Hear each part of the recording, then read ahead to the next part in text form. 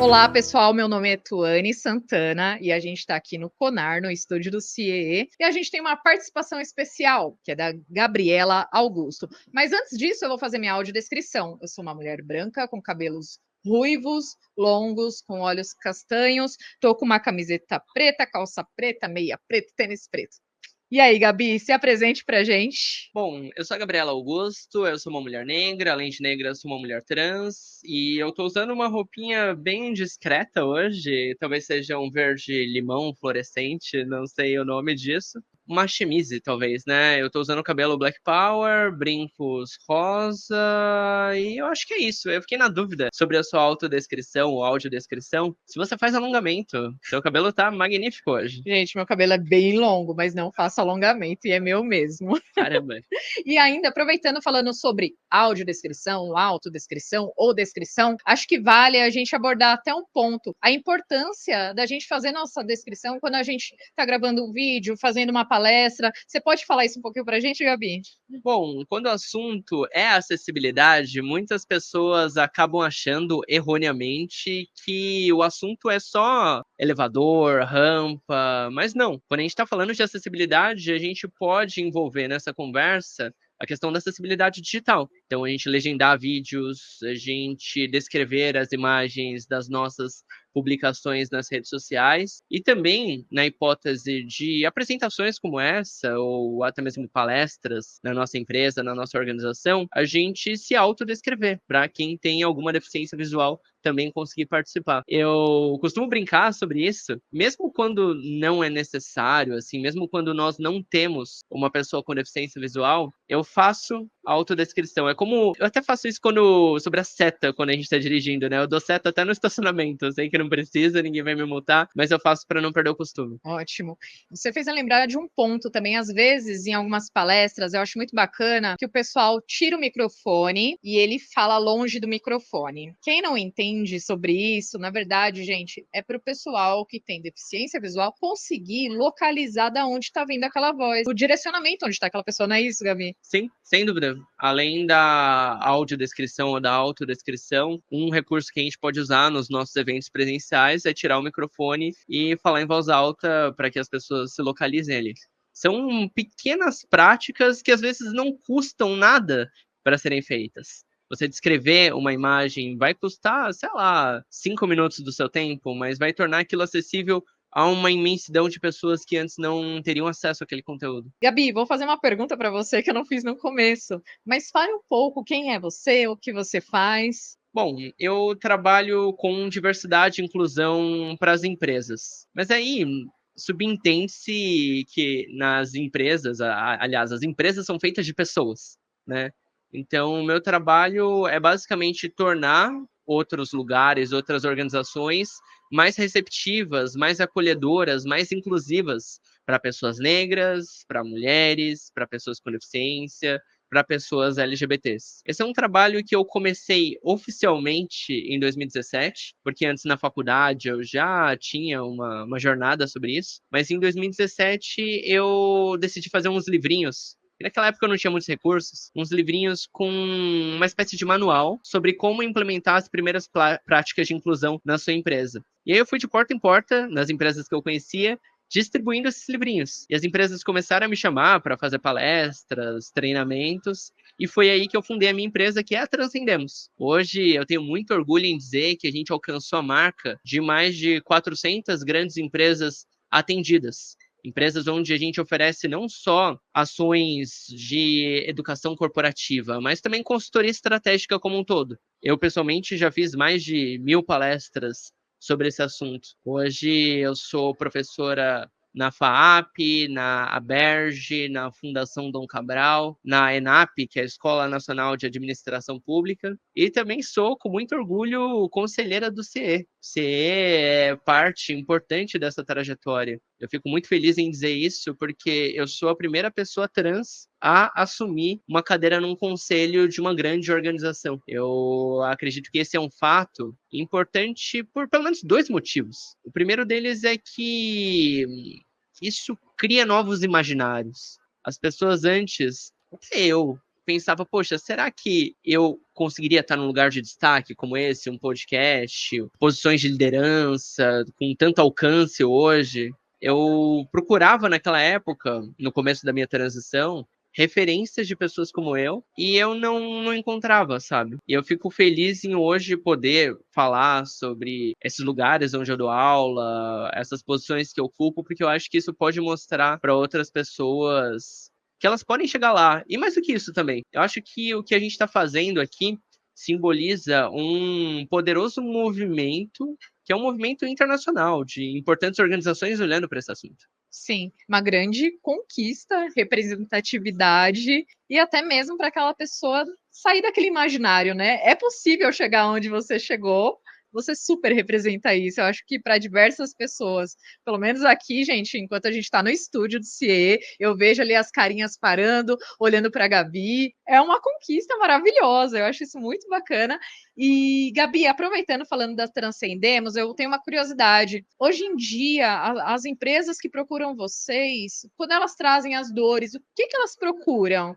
Quando elas querem mudar, quando elas querem falar de diversidade, inclusão, equidade. No final das contas, eu acho que as empresas buscam um tradutor ou uma tradutora. Alguém que consiga traduzir as demandas dos grupos sociais, então das pessoas negras, das pessoas LGBTs, as demandas também do mundo corporativo. Porque quando a gente fala da cultura de uma empresa, a gente fala de linguagens específicas, né? A gente fala de uma dinâmica que é bem particular do mundo dos negócios. E conciliar isso com um movimento de tomada de consciência de pessoas negras, de mulheres, de pessoas LGBTs, não é uma tarefa fácil. A gente precisa entender, por exemplo, quando a gente fala de linguagem neutra, né? Sempre surge aquela polêmica do todes. Enquanto a gente grava hoje esse podcast, há uma grande polêmica sobre hino nacional que foi cantado, né, de uma forma também com menos marcadores de gênero. Isso está ganhando espaço na internet no dia de hoje.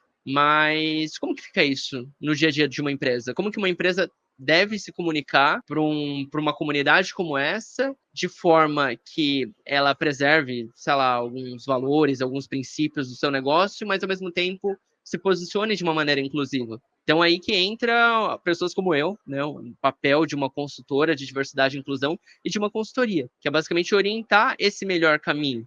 E aí eu só dei um dos exemplos possíveis. Aqui a gente está falando de comunicação, de marketing, de branding, mas se a gente for para gestão de pessoas, como que a gente pensa benefícios inclusivos para colaboradores trans? Colaboradores trans têm demandas específicas, como terapia hormonal, né?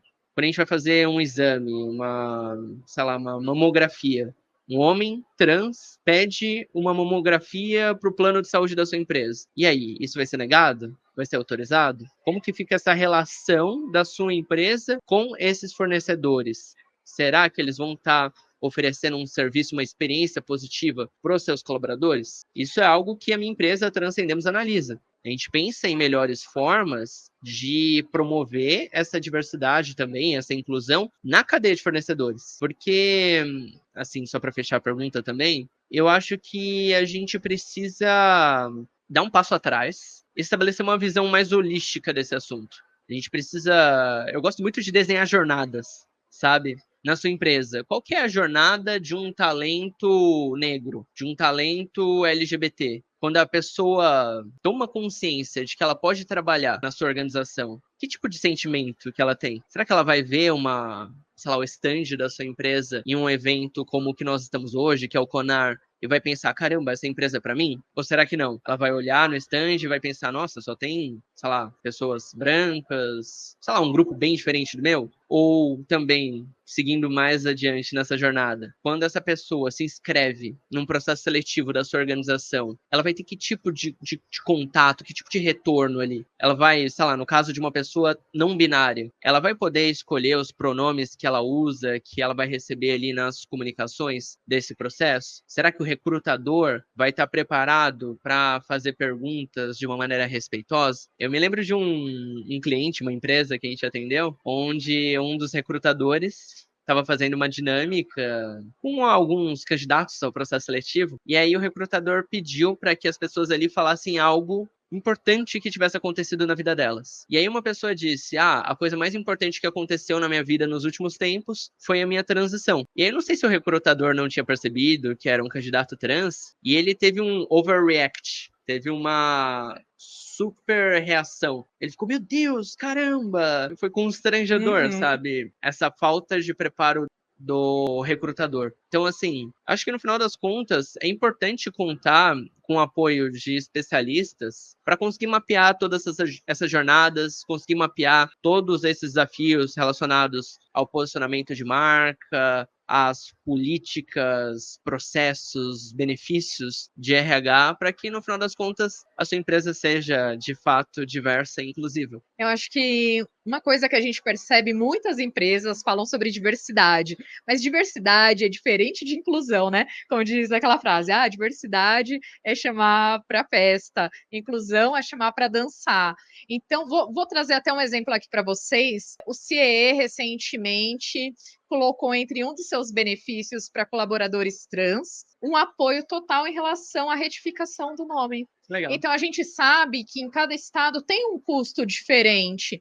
Pode chegar até R$1.500. Exatamente. Então, não é só uma certidão de nascimento, é um RG, é você ver todas as questões públicas, né, que você tem que fazer a retificação. Um passaporte também é super caro para você alterar. Se você já está formado no ensino superior, você vai ter que, não só no ensino superior, como no ensino médio, você vai ter que ir lá e retificar também todos esses documentos. Então, gente, a importância da gente falar também do lado inclusivo. Trazer outro exemplo aqui. Mais ou menos há mais de um ano, eu estava em um processo onde eu ia contratar uma pessoa não binária. Legal, para sua equipe mesmo? Isso, para minha equipe. E aí eu falei assim, tá, a gente vai trazer uma pessoa não binária, mas as pessoas não estavam falando de pessoas não binárias no momento.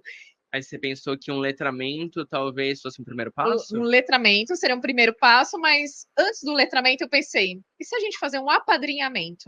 Porque assim, essa pessoa, ela pode ter alguém para ela contar, um apoio, uma rede ali dentro, e fora isso, se a pessoa não conseguir se expressar para se posicionar mesmo, porque cada um é de um jeito. Tem gente que é tímido, tem gente que não é, tem gente que vai falar, não é assim que eu quero, tem gente que vai guardar aquilo e vai sofrer com aquilo. Então, apadrinhamento é uma posição onde, se eu percebo que a pessoa não falou, eu vou chamar o pessoal, vou conversar. Galera, é assim, é assado, funciona assim. Vocês têm dúvida? Perguntem. Não morre com essa dúvida, não. Não faz bem pro coração e não faz bem pro próximo. Só pegando um gancho sobre o que você acabou de falar, eu acredito que existe um importante desafio sobre a cultura que a gente está criando, né? Essa cultura de se você tem dúvidas, pergunte. E não uma cultura de se você tem dúvidas, eu vou te massacrar, né? Exatamente. Eu acredito que talvez a gente esteja falando de um bom senso que a gente desenvolve nas mais diferentes dimensões dessa conversa. Eu acredito que a gente precisa desenvolver uma empatia em quem já está na organização, né? Uma afinidade com a causa, pessoas que se posicionam de uma maneira inclusiva, mas também de quem está chegando e entender algumas dinâmicas do mundo dos negócios, do universo corporativo, se esforçar também para, de alguma forma, criar uma cultura de abertura, né, para essas conversas, onde as pessoas possam também construir coletivamente o conhecimento sobre esses assuntos. Eu acho que,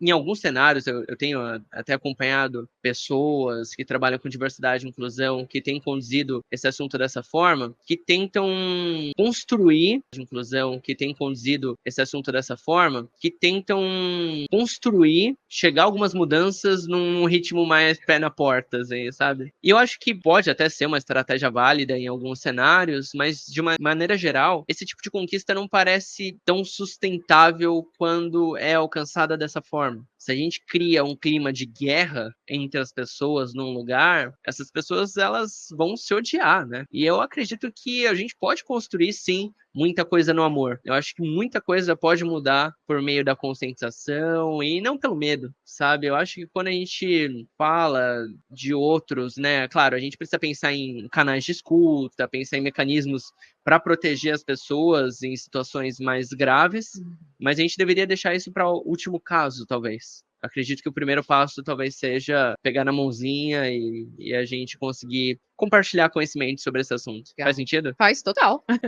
E, Gabi, eu acho que também, aproveitando esse tema que a gente está falando, recentemente fomos na BRH São Paulo, a gente assinou um manifesto em relação à diversidade e inclusão. Gabi, quer falar um pouco para a gente, compartilhar a sua opinião em relação ao manifesto?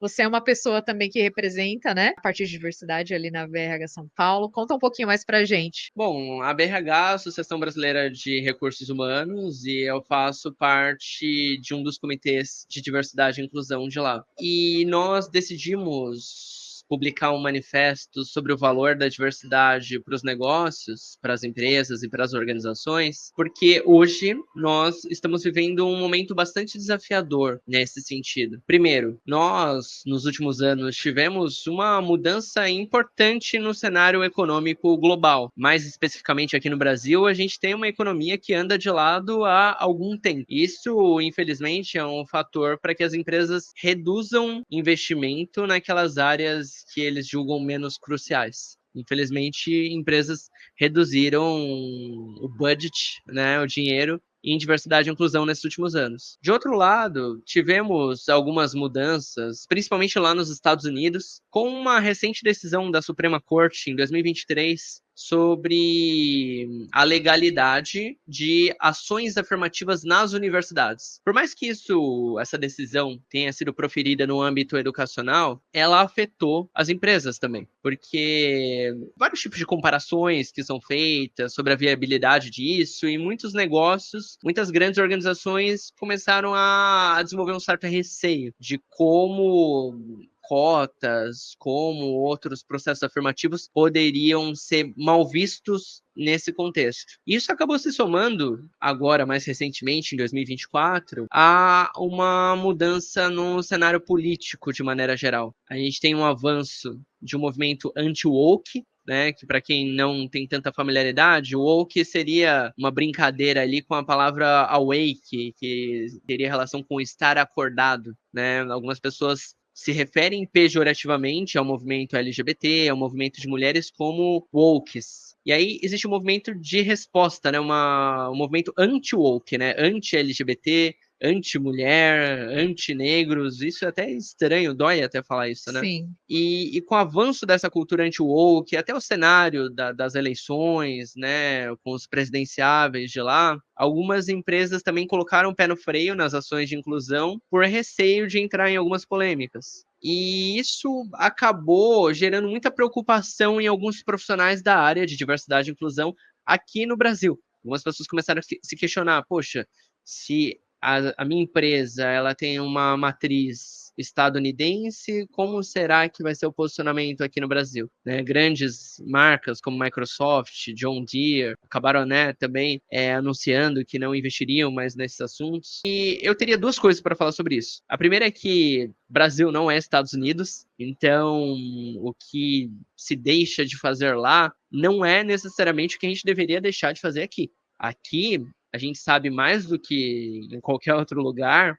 o poder da pluralidade, em como as nossas empresas precisam tratar a questão racial, a questão das mulheres, a questão LGBT, como um assunto de negócio e que seja um assunto que esteja no cerne, no centro do negócio. Não como algo marginal, não como um favor, não como uma caridade. Não, a gente precisa de ações concretas. Porque hoje, mais do que nunca, a gente precisa ressaltar que esse não é um assunto que foi superado. Esse é um assunto que não deveria ficar no passado. Se a gente fizer o teste do pescoço, olhar para os lados, nos lugares onde a gente trabalha, a gente ainda vai ter dificuldade de encontrar pessoas trans, sendo que pessoas trans são 2% da população. Se a gente olhar para as lideranças, olhar para cima, a gente também vai ter dificuldade de encontrar pessoas negras nos conselhos de administração. Cara, eu sou, assim, eu sou uma das poucas pessoas negras e talvez a única pessoa trans no conselho de uma grande organização. E isso é bizarro. Isso é bizarro. Isso é uma prova de que a gente avançou pouco e a gente não vai avançar mais se a gente não arregaçar as mangas, a gente não bater o pé